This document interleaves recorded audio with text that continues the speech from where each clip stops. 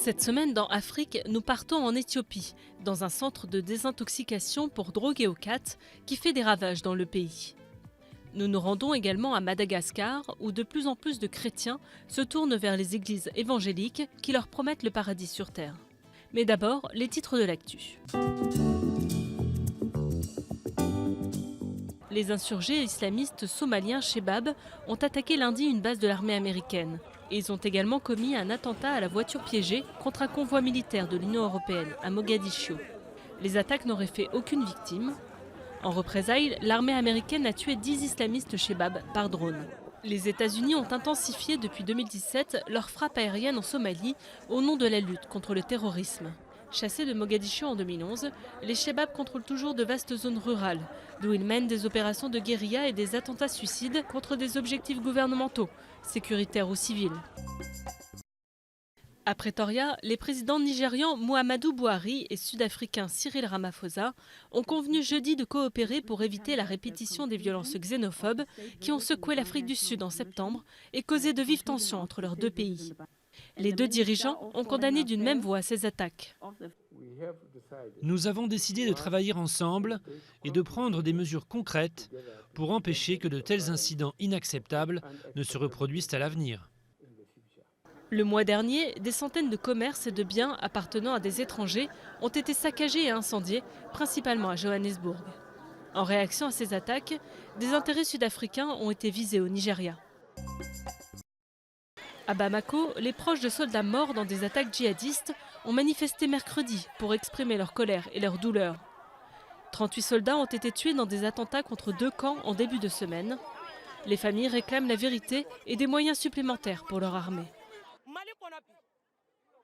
En ces temps de troubles, personne n'entend parler de la présence d'un général, d'un colonel ou d'un capitaine au nord. Ce sont les adjudants-chefs et les moins gradés qui tombent quotidiennement. Quand le Mali était en pleine guerre, le fils du président tchadien était ici, sur le champ de bataille. Pourquoi nos hauts gradés ne vont-ils pas sur le terrain?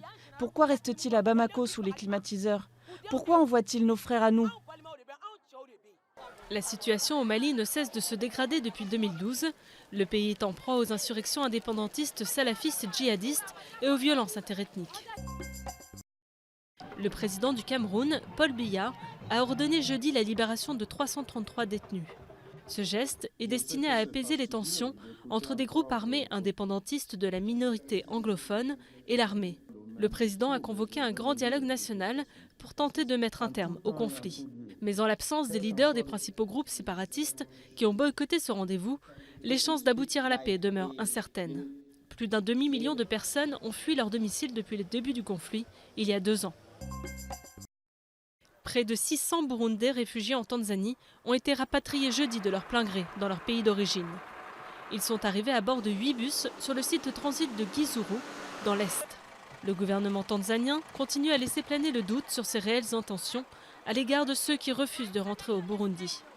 Ces réfugiés ont fui leur pays à la suite de la crise politique de 2015 qui a débouché sur des violences meurtrières. Si celles-ci se sont depuis un peu atténuées, les opposants continuent à être arrêtés, tabassés ou assassinés, selon les organisations de défense des droits de l'homme. Et chaque mois, près d'1 millier de Burundais fuient encore leur pays, d'après le Haut Commissariat aux réfugiés. Des migrants clandestins ont été arrêtés au large des côtes libyennes alors qu'ils se dirigeaient vers l'Europe. Ils sont arrivés dans la ville de Homs. La marine libyenne a annoncé jeudi avoir secouru près de 7000 migrants depuis janvier, un chiffre en baisse de près de 43% par rapport à 2018. Selon l'agence de l'ONU pour les réfugiés, plusieurs milliers de migrants se trouvent bloqués en Libye dans des conditions déplorables. Une couronne éthiopienne d'une valeur inestimable, datant du XVIIIe siècle, sera bientôt de retour à Addis Abeba, après avoir été cachée par un ancien réfugié pendant plus de 20 ans dans un petit appartement des Pays-Bas. Sirak Asfo a fui la dictature éthiopienne à la fin des années 70. Une fois installé aux Pays-Bas, il a accueilli plusieurs de ses compatriotes. C'est en avril 1998 qu'il découvre par hasard la couronne dans une valise laissée par l'un de ses visiteurs. Après l'investiture du Premier ministre Abiy Ahmed l'année dernière, Sirak Asfo a finalement estimé que la situation en Éthiopie était assez stable et sécurisée pour rendre la couronne. Cela n'a pas été facile d'attendre pendant une aussi longue période et finalement le moment est venu. Je suis donc heureux que nous ayons un nouveau gouvernement et que la couronne rentre chez elle.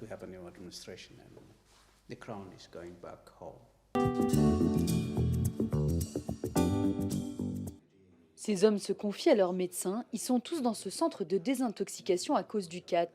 En Éthiopie, cette plante connue pour son effet stimulant entraîne parfois les consommateurs dans d'autres addictions. Pendant 15 ans, j'ai été accro. Accro au khat, mais aussi aux cigarettes, à l'alcool et à la marijuana. Ouvert en 2015 à Mekele, ce centre est la seule structure gouvernementale qui propose des soins gratuits. Sur les 500 patients, plus de 80% ont commencé avec le khat avant de succomber à d'autres drogues. Le khat est de plus en plus prisé en Éthiopie où sa consommation est illégale et sa production très rentable.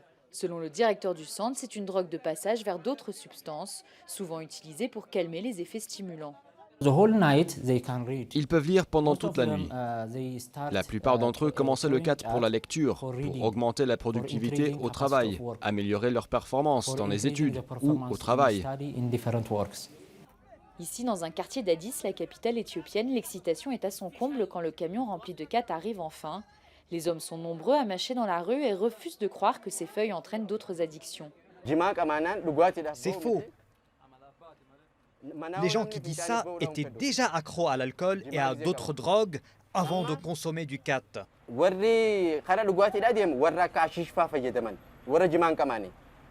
L'Éthiopie est l'un des deux principaux producteurs et exportateurs de khat au monde. C'est la deuxième plus grosse exportation après le café. Très consommé en Afrique de l'Est, le khat est en revanche une drogue illégale dans de nombreux pays européens.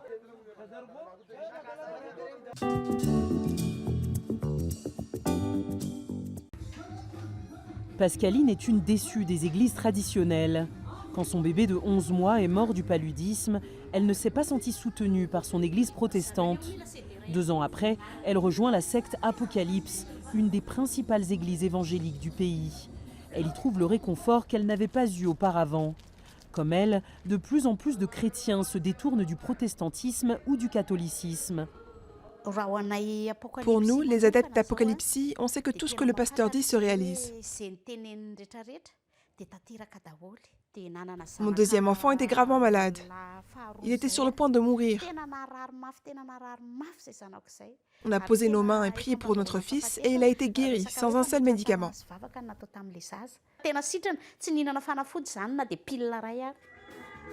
Le succès de l'église Apocalypse repose sur la solidarité, le soutien psychologique et sur cet homme, le pasteur Mayol, un ancien vendeur de rue.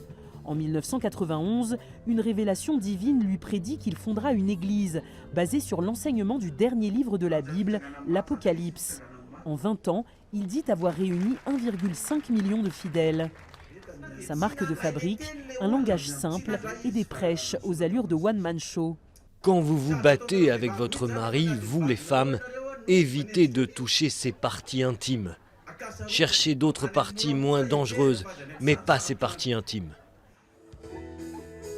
Dans l'église Apocalypse, le paradis n'est plus seulement dans l'au-delà. Le pasteur Mayol encourage à donner 10% de ses revenus à l'église, comme il est écrit dans la Bible, avec la promesse de voir ses conditions de vie s'améliorer, ce qui lui vaut d'être accusé de manipuler ses fidèles. Donc quelquefois, ils ont dit que hey, tu deviens riche et les gens sont pauvres. Et c'est répondu. Et puis les gens, les dirigeants politiques qui sont déjà riches et les Malkas sont pauvres, qu'est-ce qu'ils ont fait alors? Et toi, tu demandes de 10% aux gens qui sont pauvres. Et l'État qui demande 20% aux gens qui sont pauvres. Qu'est-ce qu'ils ont fait alors? Grâce aux dons des fidèles, les comptes de l'église Apocalypse sont dans le vert. Le pasteur Mayol a lancé ce chantier qu'il annonce être la plus grande église d'Afrique.